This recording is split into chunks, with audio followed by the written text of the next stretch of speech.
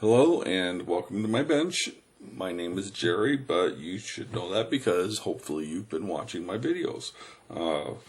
This is going to be part of the Jerry's Basic Jewelry Bench Work series. This video will be posted on the class handouts page, and it will be also on a page about aglets on my website. So go to livingstonjewelers.com/aglets. That should tell you right now what this short little video was going to be about.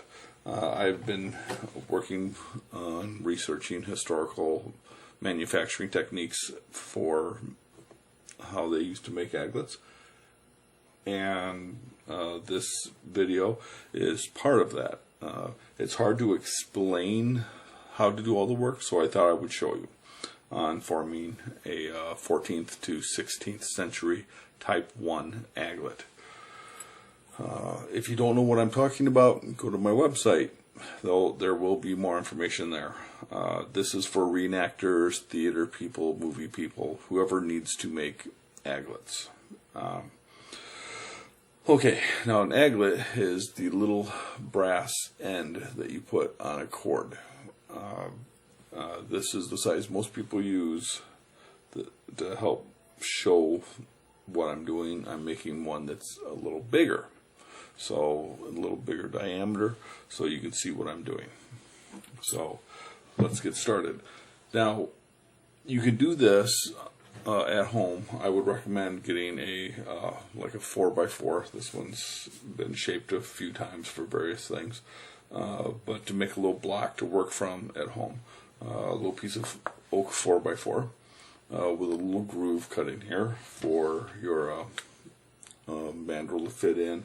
There's another smaller groove over here, and one that's basically just an indent. It's barely anything. So make those before you start, because you're going to be using them. I'm going to use my bench pin because that's what I'm used to. Okay, first step in forming your aglet, once you've got the pattern and everything cut out, you want to put it on a little piece of leather. Now the leather keeps you from cutting your fingers when you're bending this, preforming the blank over your mandrel. So taking just very lightly, preform this. You want to try and keep this as straight as possible.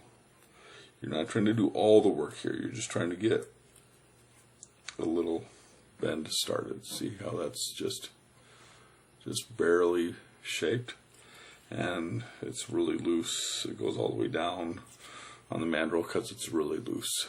Okay, put your leather to the side. Grab your burnishing tool. You can use something like this with a little slot in there.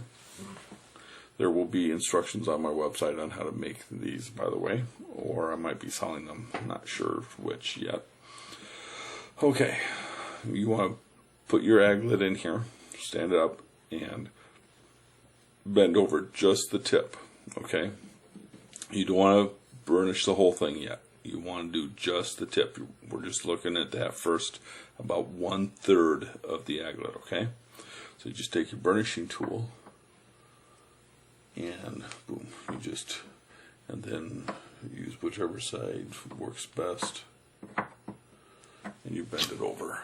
And I'm going to use some magnification because my eyesight is getting worse through the years. Okay, now you want to bend this down, and you don't want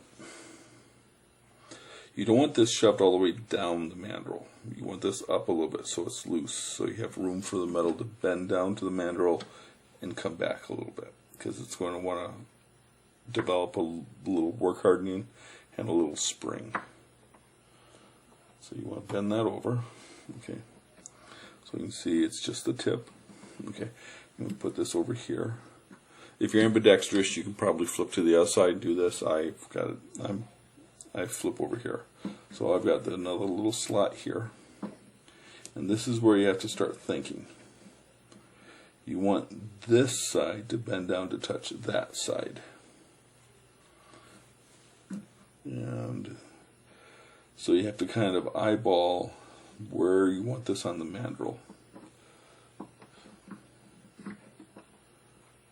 just bend over that first piece. Okay, it's touching right at the very end, but now it's spreading a little bit. So what we want to do is pull this up the aglet just a little bit. I think I want to bend this side.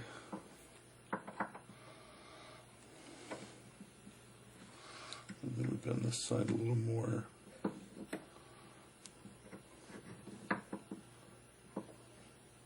I pulled the mandrel out, pull it out a little more. I'm literally just pulling, you know, you can see how I'm just basically kind of pulling the aglet back and forth on the mandrel just a little bit. So now we have the ends touching, okay? And we've got that seam started. Now just gently pull this on there, and then take your burnishing tool, and you should be able to just run it once or twice. And then use the center part to smooth that out a little bit. And this seam here should be very straight, and it should be going straight down the mandrel, but a lot of times it doesn't. So this one is going to be very slightly off center. That's fine. In period, a lot of them were. And a lot of the seams overlapped, a lot of them didn't overlap, or they overlapped at just a spot. It's all good. So it's all period. There's examples of everything. Now what you want to do is you want to pull this out a little bit on the mandrel so it's loose, and then start working the back side down, the other side. Okay. And you want to make sure this is pulled out enough to where when you push this down,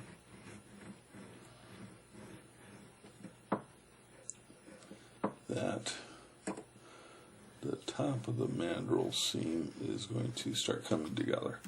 It's getting there, it's not quite. So now we move this down a little bit.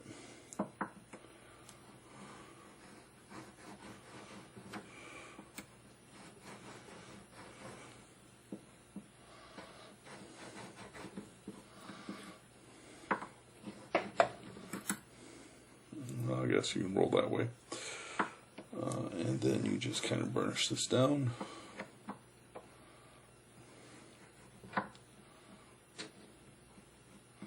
And then you use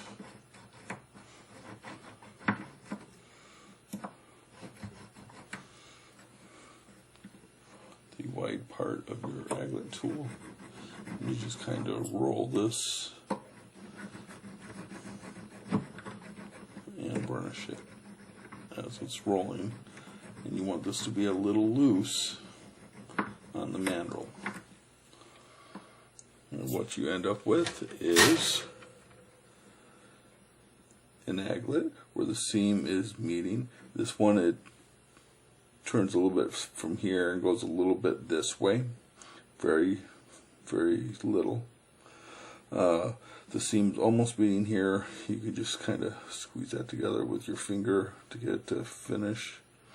And that's as good as a lot of them were in period. So you have 2 holes here for attaching it, and you're all set. You have a little sharp point there, so what you might want to do, you might want to sit and file that off. In period, they would have had, like a fairly coarse file or a whetstone, and let's just use a file. It makes life easier. And this one, quickly bring that point down,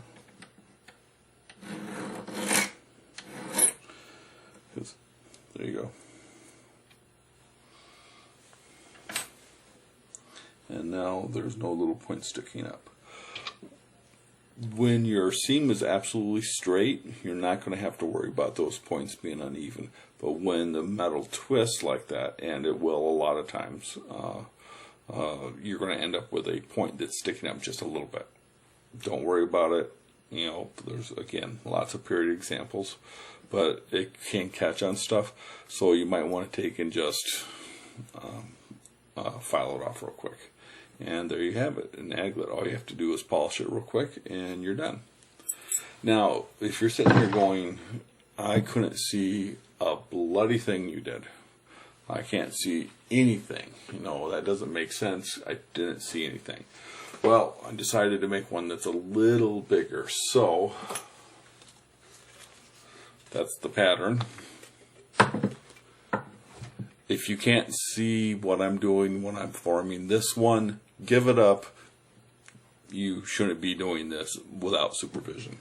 Okay, so what I did is I used my biggest mandrel, and you can see, geez, can I get the whole thing in the picture? I used my biggest mandrel and just, you know, treated it like it was the little mandrel that I was forming on before. So you can see the difference. So again, well, I'm not going to use a piece of leather because I don't have one that big in the shop to form this around. But what you want to do is you want to just gently, you know, let's do this like this. You want to gently form your metal around the mandrel.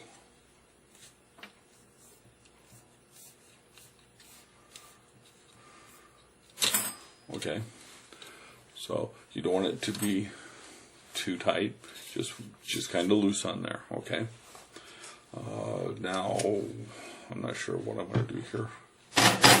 Okay, I'm not going to be using the pen because I'm going to be doing a lot of forming here, and I should have thought about this earlier, but I'm not sure what to form this with. So let's use, what do I have? Yeah, let's just use my rawhide mallet. Okay, so we're just working on the tip. Just want to bring this tip over.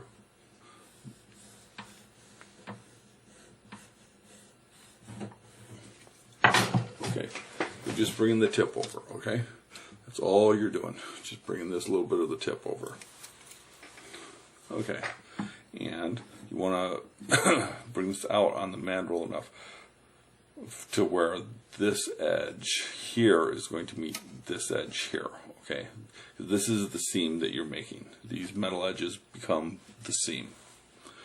So you want to make sure this is pulled out enough on the mandrel so that when this metal comes down, it can spring back a little bit, okay?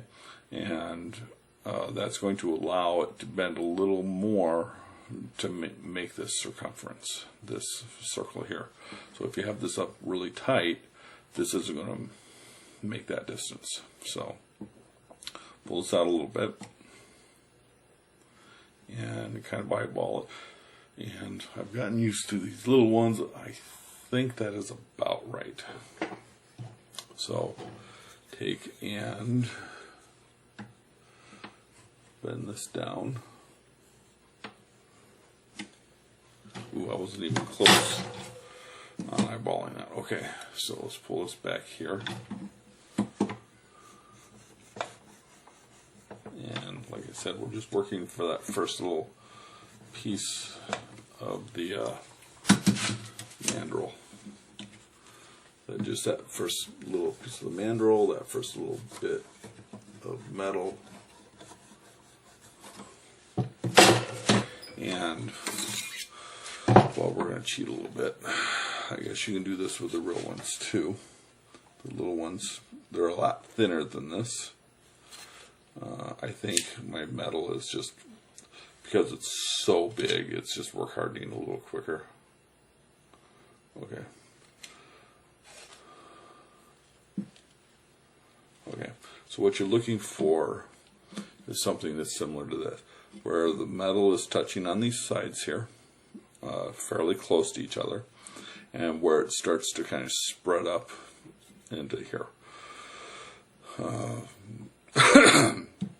This here will guide when you put this on the mandrel and burnish this. This will guide the rest of this to lay in the right position. So let's put the mandrel back in there. And just keep working.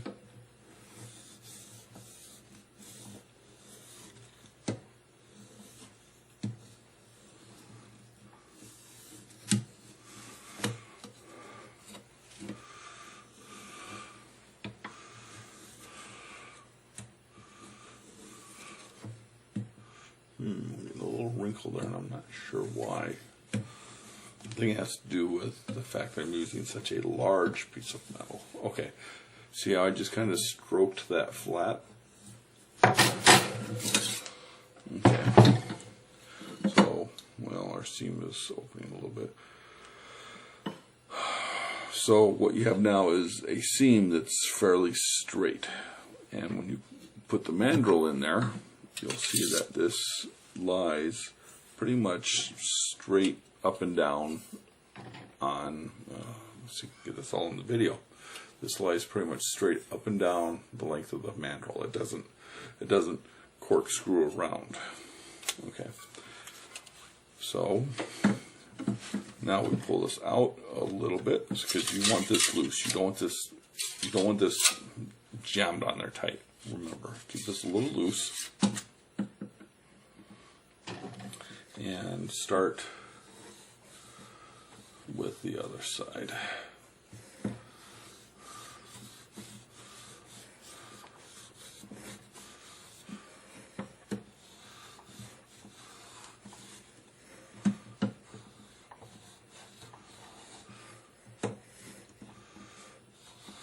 Okay. Now, what you might want to do is just burnish it a little bit. Make sure your finger is just pushing this enough to keep this loose on there. And help pull this down.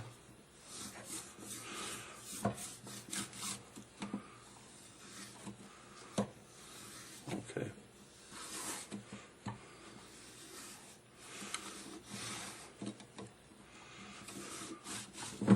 Okay. Now, my tip is opening up, but I don't think that was supposed to happen. So let's burnish this down a little bit more on the tip. Okay, now what you should have at this point, and excuse the little differences for having a huge piece of metal versus a little one. Okay. I think I've got some differences because literally just because of the thickness of the metal. Okay, so what you should have now is a finished aglet, and this one is big enough where you could probably use it to anchor a boat, or a Viking ship, even though I don't think they were period back then, but they may have been. And if you didn't see what I was doing there, well, like I said. But anyways, that concludes this little demonstration on how to make a period aglet. And